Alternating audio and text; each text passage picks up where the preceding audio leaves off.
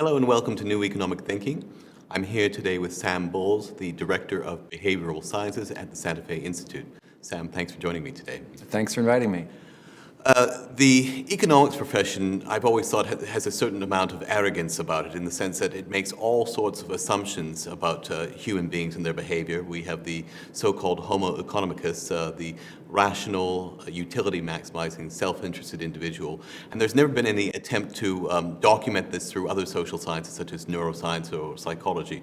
In that respect, I think your work has been seminal and groundbreaking because it's challenged so many of the fundamental assumptions underlying that figure, mythical figure, I might add. Well, the remarkable thing is that the classical economists didn't think this way. People like Adam Smith and John Stuart Mill knew very well that human beings had a range of motivations from altruism to spite and self-interest, and they took those into account. Which is an interesting view of Adam Smith because, of course, the caricature is that he's the champion of the self-interested individual who operates according to the invisible hand of the marketplace. That was a small part of Adam Smith's work, and it was well embedded in a framework in which he saw a big role for government and as well as a big role for human moral orientations. But the remarkable thing that happened over the last century is that economics shrunk to thinking that people could be modeled effectively as if they were uniformly self-interested and calculating their own individual benefits. It's a very radical idea. It never had any empirical support, and it was thought to be a simplification, one which helped very much in the mathematization of the field, but which really didn't help very much in terms of our trying to understand how human beings actually operate. And in your work called Cooperative Species, you in fact use empirical evidence to blow this whole assumption to pieces. Why don't you summarize the main findings of the book? Well, this won't be news to most human beings. It may be news to some economists, but if you think about yourself and your neighbors and your friends, you'll find plenty of examples of situations in which you did a very generous thing, sometimes a brave thing, in which you didn't expect anything in return. You just did it because you felt like doing it. It gave you joy, or maybe it's something you thought you ought to do.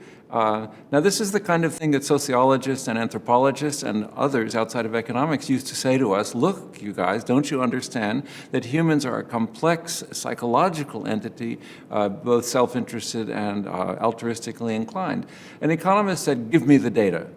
And well, in the last 2 decades, the data was produced. And it was produced largely by economists. It was produced by economists doing experiments, people dividing up a big pot of money, for example, anonymously, and showing that people are extraordinarily fair in how they divide up the pot, and they get very irritated at people who are unfair and are willing to pay good money to see that those people don't get away with their unfairness. These are experiments which have been done all around the world. My group has done them in 17 different societies, including hunters and gatherers and small-scale farmers in the Amazon and in Africa, as well as, of course, college students and truck drivers and warehouse workers and so on. The evidence is overwhelming that people are, just as you would think, complex psychological beings given to all kinds of different motivations. But it hasn't yet permeated the economics profession to the degree that one would expect, given the wealth of evidence that you've outlined. Certainly, if we'd had that idea in mind over the last 20, 25 years, then the way that things developed in our financial system might have been very, very different. Well, it might have, but the economists had a second line of defense.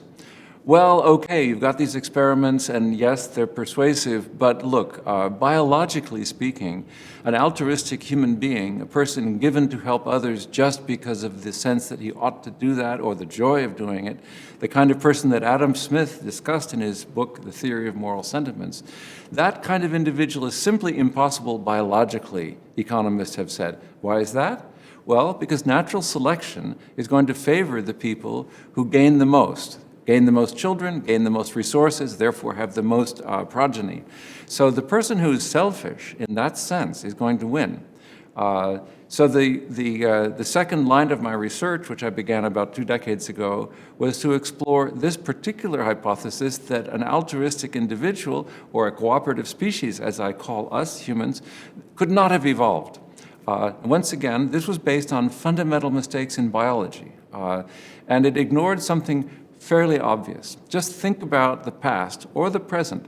We have groups of individuals, whether they're firms or whether they're small tribal groups, and they have a diversity of people in them, some altruistic and kind, some spiteful, some selfish. Occasionally, they compete with other groups.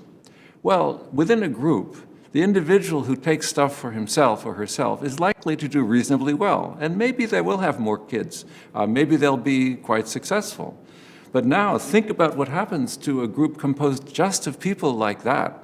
If they have a contest, a war, or a contest over resources with some other group, which is full of cooperative people, people willing to do something for the group, we know already who's going to win. And that's what happened. The research which I've done on archaeology and genetics, computer simulations, has shown quite clearly that this model of group competition could have accounted for human beings becoming not only culturally altruistic and given to ethical sentiments and ethical behavior some of the time, but even genetically predisposed to do this. And that's why I called my book A Cooperative Species. I think we have genetically evolved so that we have the predisposition to take on ethical positions and also the pure joy of helping others. Well, assuming that the economics profession doesn't come up with a third line of defense or opposition, and this research does tend to permeate into the economics profession as well as broader society, what do you think the implications are for the teaching of economics? Well, the third line of defense is actually a line of retreat. What the economists now say is, okay, we agree about the evidence, and now I see that natural selection could have produced a cooperative species, but okay, so what? Why would we do economics differently if we knew that some people had these kind, generous, ethical orientations? And what's your response to that?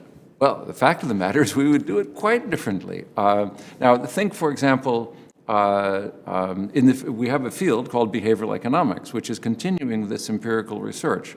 Some people consider it a kind of a boutique field. It's kind of interesting and fun, and maybe there should be a course at the graduate level about this kind of thing.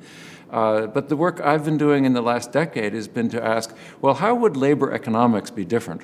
If we understood that people have a sense of dignity, and if that is offended on the job, you're going to have a hard time making money off this person because they'll do everything they can to make your life difficult. Or suppose we were studying public economics, and we thought that, oh, we're trying to design a system of taxation, and how should we administer that? Now, suppose we assumed that every taxpayer was doing his or her very best to cheat the system all the time. Now, that kind of a system would, of course, require a tremendous amount of invasions of our privacy, and it would not use the great resource which we have, which is that most people, well, maybe people will cheat a little bit and so on, but people do feel badly about ripping off the system entirely. Think about the organization of our health care. Suppose we tried to transform the entire delivery system in terms of just a pay for service, and the only reason why you do it is the money. That ignores the fact that we have health professionals, nurses and doctors, who are deeply committed to delivering health care. And in fact, if they decided to work by the book and only do what got them money, we'd all be in very serious trouble for our health. Now, we have evidence in all of these areas, attempts to turn hospitals into mini money-making machines in which everybody's doing it for the money. It doesn't work. So I think economics has to take on board, whether it's international trade or public economics or labor economics, fundamental microeconomic theory as well as macro, all of these areas have to take on board these changes in the way in which we model human behavior. It doesn't mean that we have to reject the idea that people are trying to accomplish some aims. It doesn't mean even that we have to reject the idea that we have a utility function, that people are trying to maximize something that sometimes makes good sense and sometimes it doesn't. But what it absolutely says is when we say that, Joe is doing this because of something that he's trying to accomplish, we should include the fact that it might be he's trying to accomplish constructing himself as a decent citizen or helping his neighbor, as well as he's probably also trying to serve himself well. I guess the complaint would be that you can't model that behavior as easily as you pointed out earlier. There is some evidence, though, that this type of psychology is starting to impinge on certain areas, limited areas of economics. I'm thinking in particular of the study of financial bubbles, for example, because clearly there is a psychological dimension, and there's always this debate: is it rational forward-looking expectations? Is it adaptive behavior? So clearly there are some psychological assumptions that are being made, and I think inputting your work would help, even in this limited area, to give us a greater understanding of what's going on when we experience a bubble. Yes, I think it's true. But the difficulty of modeling generous individuals has been greatly exaggerated. If I'm trying to get as much bread and wine for myself, well, we know how to model that. But suppose I also care about your appetite and so on. That's not fundamentally a different mathematical problem. So the difficulty is not that great. We lack a lot of information. But of course, the great thing is that reality is forcing itself into economics again, just as it did during the Great Depression, when you couldn't say that we had a labor market which cleared. People became dubious about supply and demand theories of how the labor market worked. And they, of course, eventually were very happy to adopt Keynesian ideas. In the same way, we're now facing problems which simply cannot be addressed if we continue with this bankrupt and empirically unfounded psychological assumption that we are simply these self-interest maximizers. And this is not something which is going to go away, because the economy into which we're moving, the economy of knowledge and information and human services, is not an economy in which you can motivate people simply by appealing to their self-interest. Getting a job well done, in my job or in the job of the person who is serving food in the cafeteria, or the person taking care of my parents or my kids, all of those jobs are extremely subtle, skilled jobs that require a commitment to doing the job well. You cannot extract that either by simply self-interest or by fear of the whip or fear of the sack. Those things are out. We no longer have an economy which can be run on those bases, so we'd better pay attention to the fact that fortunately for humanity and fortunately for the economy, we have a lot of resources to draw on, and we have to learn how to draw on them in ways which cultivate and empower and bring out the good nature of humanity and allow the people who are acting that way to have a big role in determining the equilibrium in the economy, where it's headed. Instead of letting the few that are just uniquely like Homo Economicus, those who are just maximizing, instead of letting them essentially ruin the thing. And what do you think the implications are for public policy? Let's get beyond the teaching of economics. Clearly that has implications for, you've mentioned healthcare policy, you've mentioned labor policy. Give me a few examples of if your findings were more broadly inputted into the policy matrix, what do you think the new policies would look like? Well, the first thing I would say is traditional incentives as modeled by economists make a lot of sense for a lot of things. There are a lot of jobs in the economy, for example, that people don't have any particular great desire to do. Cleaning hotel rooms, chopping vegetables in the back of a restaurant, and so on. There are a whole bunch of things. If we're going to motivate them, they have to be well paid. There's just no way around it. But the second part is the kinds of things which we have to get done now have to be accomplished through some combination of these monetary incentives and a sense of inclusion, a sense of people's involvement in the task. Now, that has, of course, a very wide-ranging application, whether we're talking about policies for firms, cooperative relations within firms among workers and owners and so on, or in government bodies. But let's take a hard one, the environment. It's obvious, I think, to most people who've studied the question that incentives have to be changed so that the damage of the environment is something which people pay for when they do that. Is that enough? I don't think so. We can't design laws that will take account of all of our environmental effects because respecting the privacy of the individual, the government can never know all of the choices that we're going to make that will have those effects. So the hard-nosed, realistic environmental policy, which is let's assume everybody's selfish and then try to make them green even though they're selfish, forget it. It'll never work.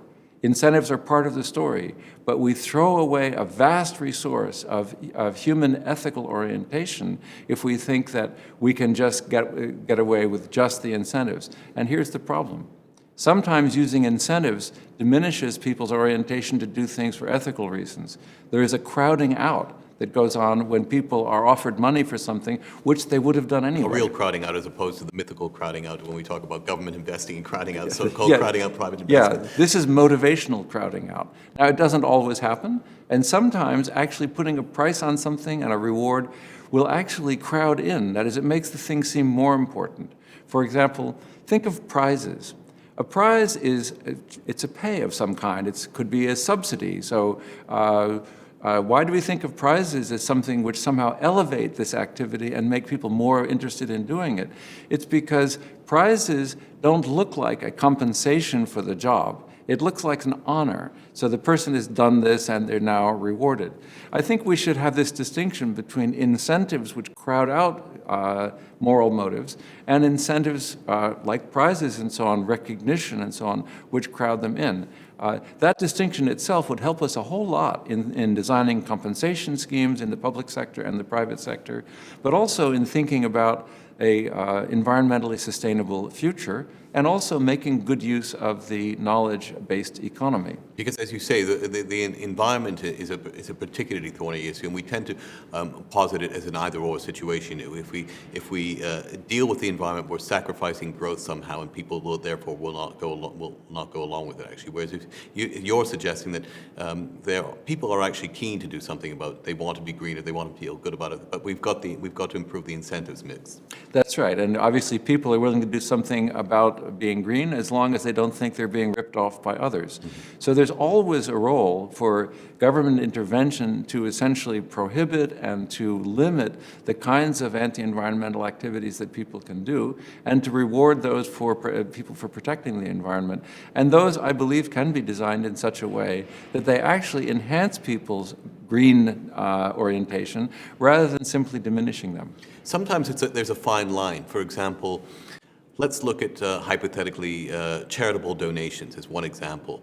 On the one hand, you could say, well, I mean, people should give to charity because it's good. But on the other hand, we offer a tax incentive to make charitable donations. You know, what's the answer there? Are we getting the policy mix right in terms of that limited area? That's a great example, and it's also highly studied, of course, because there are lots of nonprofits who want to know the answer to this. But one thing that's quite clear is that if you're providing money, if you're providing a financial incentive for a contribution, it may induce some people to contribute who wouldn't. But the problem is it changes the value of the signal of contributing.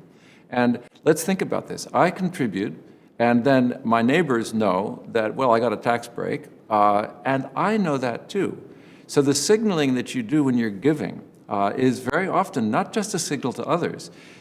As we go through life, we are constantly trying to constitute ourselves, to recreate ourselves day after day as a good person, as a person in the image that we'd like to have. Whether strong or intelligent or good or brave or whatever it is, we're constantly creating ourselves again.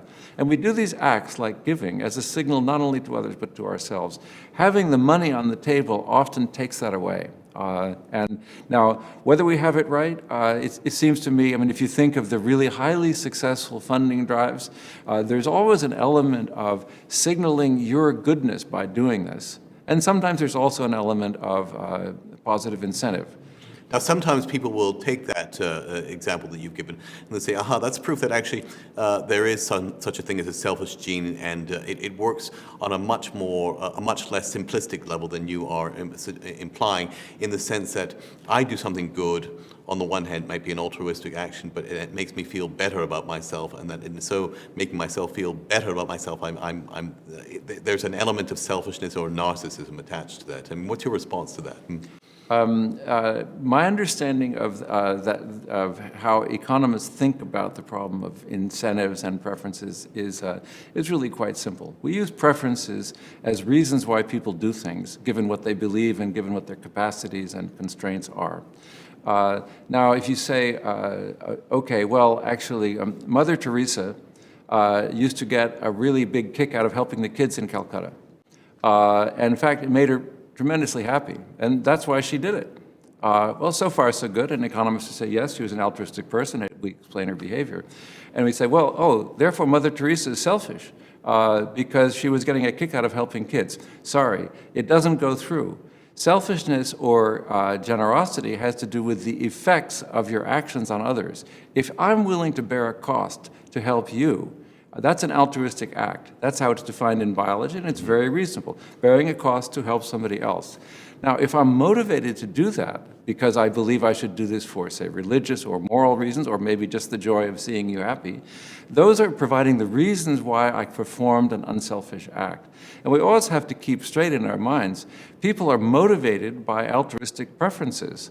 The fact that they have altruistic preferences doesn't cancel their altruism, it's the reason they're acting that way. Well, I think you addressed most of the objections that the economics profession would raise, and I hope in the future that they will sincerely embrace the implications of your research. Sam Bowles, thank you very much for being with us today. Thank you very much. I'm quite sure they will.